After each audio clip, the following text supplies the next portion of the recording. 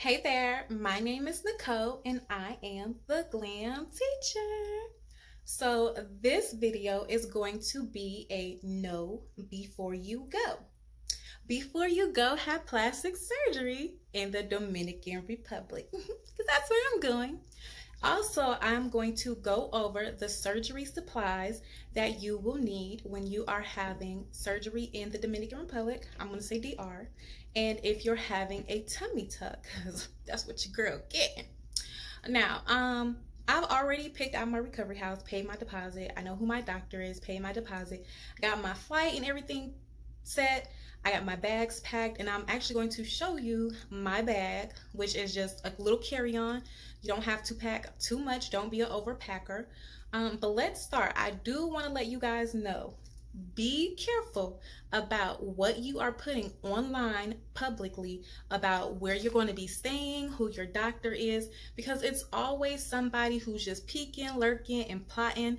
You're going to be having cash on you, and you do not want to set yourself up for any trouble. So be mindful where you're posting that I'm going to be staying here, I'm leaving on this date, I got this much money. No, okay? Don't set yourself up. Secondly, while you're in the DR, be careful posting reviews in the groups, on your Instagram page. If something happens, if your items come up missing, or they're not treating you right, or you have some type of complication, anything that might look to them as negative stuff that you are saying about them, don't post it while you are there. Wait until you're back home, you're back safe, because you're over there. You don't know the people, especially if you don't know Spanish, the language, and you know, it could just sabotage you in a way that you could never imagine. You don't want to be kicked out of recovery house because you talk bad about their food. So now you're stuck trying to figure out where you're going to go and you're fresh out of surgery. So ladies and gentlemen, do not set yourself up for any failures or troubles along your journey. Also, an important thing you need to know before you go is your doctor's address and phone number, the hospital's address. You need to have the doctor's personal phone number, not the assistant. If your doctor has trouble giving you the direct number to reach the doctor, just forget about the deposit you paid and move on to your second option.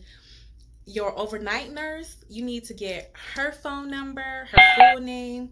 You need to get addresses. And I know it might be a little crazy. She might feel like, why do you need my address? You might be wanting to send her a thank you gift for when you come home, but you just need to have this information to give to your family, your sister, your husband, whoever is going to be back home checking on you. Now make sure, make sure that those numbers work, okay? A week before you fly out, you need to be having your sister, if you're giving this information to your sister, you need to have your sister have WhatsApp on her phone and testing it out and knowing how to work it, okay? Have her message that number to the doctor and just say, hey, this is so-and-so, my sister's having surgery with you. Are you the doctor? When's the best time to reach you? Just make that connection before you go, okay? Also, before you go, make sure you and whoever is going to be helping you when you come out of surgery, or not when you come out of surgery, but when you come home, make sure they know how to care for your incisions. Make sure you know what right creams to use, what not to use. You need to do all of that research before you go and make sure the people around you can help you. Practice putting a faja on. It's going to be tight. Trying to snap those snaps can be hard. Practice before you go, all right? And make sure the people that are going to be around you know this information too. It's critical for your recovery. You can't just think, I got my little money, I'm going to go over there, everything's fine, I'm going to come home, boom, look at me in this new body, I'm going to be out in the club, the mall. No, ma'am. You need to, give yourself time to recover and make sure that you are ready for the recovery, because that is the most critical part. You know the doctor's going to do his job. You did your research on the doctor and everything. So you need to research the part that is going to be on you, your recovery, taking care of yourself post-op and when you get home. You need to make sure that you know how to fix your drain if it gets clogged, or your overnight nurse. I don't know how long you'll have your overnight nurse with you, but you need to, make sure you know how to unclog it, how to flush it out. If you're coming home with your drain, you need to make sure that you have somebody that can help you take it out. There's so much information on YouTube. You'll find some information on how to unclog the drain. While I am there, I will do some very informative videos on the drain, how to unclog it, flush it out. You also need to learn how to self-massage yourself, because what if you can't make it to the person who's going to do your massages, or something comes up? You need to know how to self-massage yourself. Order a tool that will help you with that. Before you go, you need to see your PCP. If you don't know what a PCP is, you need to figure it out, find one, and go see that doctor before you fly over there. Know what your hemo level is, okay? Know your blood type. They're going to know already once they get you over there and you do your lab works, but know it for yourself. You also need to have an appointment set up for when you come back, okay? Okay? Have your massage person set up. I have 2 people scheduled for when I come back. So if that person's not working, I got person B to help me out. You also need to know what meds you are taking and what they are for. You can get a list from your doctor and say, hey, what meds do you prescribe post-op? And ask questions before you go. If the doctor's assistant or your recovery house owner or your overnight nurse, if they can't help you answer those questions, you need to look into getting someone else. Or before you actually look into getting someone else, you need to figure out, well, why can't you help me with this? And, be patient, because there's people that's actually there that they need to help first, okay? Give them some time to respond. But if they can't help you, or it's just a flat out no, I would look for somebody else. You need to know what medications you're taking and what they are for. Also, you need to know the signs of infection, the signs of seroma, the signs of lipoburns, all of that. You need to know what the signs are, how you'll feel before, how to treat it if you get this, okay? Know all that information. All that should be a part of your research, all right? Also, before you arrive to the DR, you need to know who your driver is going to be. You need to see a picture of him or her, get their phone number, and before you actually get there, make the initial contact with them. Hi, I am so-and-so, I'm flying out on this day, you're the driver, can I get a picture of what you look like? Will you have a sign with my name? What area do I go to? Know those questions. Don't go there looking like you don't know what's going on, okay? Because once again, that can set you up for trouble. All right, you don't want to look like, where am I? What's going on? Looking crazy. And anybody can approach you like, oh, you're here for surgery, right? You're here with surgery with Cabral. Most people might be there for him. So you're like, oh yeah, or you're here for surgery at Cipla. They could just be taking a wild guess at Cipla. And you just like, I don't know the name of the hospital, but yeah, I'm here for surgery. Okay, come get in the car with me. Next thing you know, yes, you about to be turned into a sex slave. I mean, be careful. Get this information. Know it before you go. Everything that I am going to need for surgery is packed here in this bag. It got wheels on it, and it holds everything that I need for surgery. So my surgery supply list is based on what's going on between me and my recovery house. They do offer a lot of the supplies. I know there is a beauty in a box or some type of surgery box that they have out there where a person will actually meet you at the airport or at your recovery house and drop off the supplies. You may need to add or subtract some things with it. I am bringing my own stuff. So here is my surgery supplies. Now, Chuck's, my recovery house, provides that. But like I said in a previous video, you don't know how much they are going to provide. They might only give 1 chuck a day. Now, let's say you are leaking a lot of fluids. You're going to want to have your chuck changed more often, because that's just going to lead up to infection if you're sitting in soiled bodily fluids and stuff afterwards. So 3 to 5 big gowns, muumuus, dresses, loose fitting clothes, 3 to 5 of those. 3 to 5 underwear, big underwear. I mean, it depends on you if you even want to put underwear on over your faja. You're going to need about I would say 2 packs of tank tops. And when you wear your tank top, turn it inside out so that you don't leave the lines and indents from the tank top on your skin. Your skin is going to be really sensitive and molding. Your skin is going to be like silly putty. So that faja is molding you. And if that tank top is on and the lines are inside, then those lines will be on you. And not wife beaters, because you know the wife beaters have those lines in it as well. You're going to want basic toiletries, and you're going to want some slide-in sandals, not flip-flops where you're going to have to put your toes through because your feet might be swelling. Let me adjust my camera. Your feet might be swelling. So get slide-on sandals.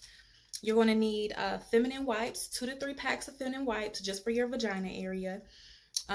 Ensure protein shakes, breakfast essentials. Bring a couple of those in case you're not eating. You want to get those proteins in. Also, this is not needed, but Heal Fast pills. These pills right here, these are a good nutritional supplement for surgery patients and helping with wound care injuries. Google Heal Fast and read some more information on these, but they have a good formula for pre and post-op pills, so you don't have to be worrying about so many different pills to take and bring. You're going to want to bring thick, large poise pads, or you can even get like the generic brand, but make sure they are thick because you're going to use that to stuff your faja and make it a little bit more comfortable for you, so it's not pinching you in certain areas. Okay, you are going to need some antibacterial soap, which is like Dial, to make sure that your skin is free of any bacteria before surgery. And hibisculins, get that. Arnica cream or gel, I'm not sure which one works better, but I got 2 tubs of cream and 2 tubes of the gel. You're going to need gloves. Get those individually wrapped, or buy a box, make sure your hands are clean, and individually pack a pair in little Ziploc baggies, because you can be cross-contaminating gloves, somebody reaching in with dirty hands and just shifting through gloves, and now the gloves are dirty. So individually wrap those gloves or order them individually wrapped. You're going to need gauze and tape just in case. Bring your own, not a lot, just a little bit that you have for backup, or maybe there's a girl in the house who might have forgot hers. You know, help each other out. You know, if you got the extra supplies and can help, go ahead. What is it going to hurt? Because if you need poise pads while you're there, they're going to give you 4 or 5 pads and charge you like $10, when $10 is a whole pack and they're only going to give you 4. So be prepared. Your antibacterial ointment, vitamin E oil, keep your skin moisturized. And that's about it. You really don't need to bring a lot of stuff. Now, what I have on my personal list is a heated blanket. I hear when you wake up from surgery, you're going to be cold, shaking, shivering. I'm always cold. I need a heated blanket. Stool softener, and that might be like something that you need to bring, and maybe not a personal item, like this is my personal list, but stool softener, because you might be backed up, sis. Bring some stool softener. A squirt bottle, you know, like a ketchup bottle or something. That way when you sit on the toilet, you can mix some warm soap water in there and wash your private areas out really good. Get you a squirt bottle, a ketchup bottle, and make it work, honey. Don't be stinking, because you know you cannot get in the shower. All right. You need to bring, well, you don't need to, but I have an extension cord. That way you can comfortably charge your phone and have it near you. You need to bring, I keep saying need, I'm sorry. My personal items, but personal items that I need. An extra pair of compression socks. Your doctor might give you the first pair for free. And then the second pair, they might charge you some outrageous price. So bring your own. I was advised to bring 30 through 40 HG with the toe out and over your knee. Pack some white washcloths. You know, when I get washed up, I don't even want to be washed up with the same washcloth. You know, wash me up good, throw that out. My next wipe down, we'll use a new clean wash rag. And those tank tops that I was saying earlier, make sure they're white, because clothing materials has dye in it, and you just don't want that to mix in on your fresh wounds. Okay, so bring white so that dye does not mess with your skin and irritate your incisions. Also, you want to bring some probiotics. You want to bring lipofoam ab board. And that kind of depends on how long you're staying. You can also order these items while you're there. Clorox wipes, I'm bringing my pain pills, which is ibuprofen 800, and Tylenol for arthritis. I hear that works good. Tylenol PM as well, because you might have trouble sleeping. So that'll help you go to sleep. Also Benadryl, because the lipo itch may irritate you. So Benadryl can help ease some of that lipo itch pain and also help you sleep. Now, also bring some bug spray, because I don't know if you'll really need bug spray in the wintertime, maybe not, but bring bug spray just in case, because if they don't have screens and bugs are flying in and out, you just don't want to have to deal and be more irritated with getting mosquito bites or something. I know when I was there before, the bugs were outrageous, and I was happy that I had bug spray.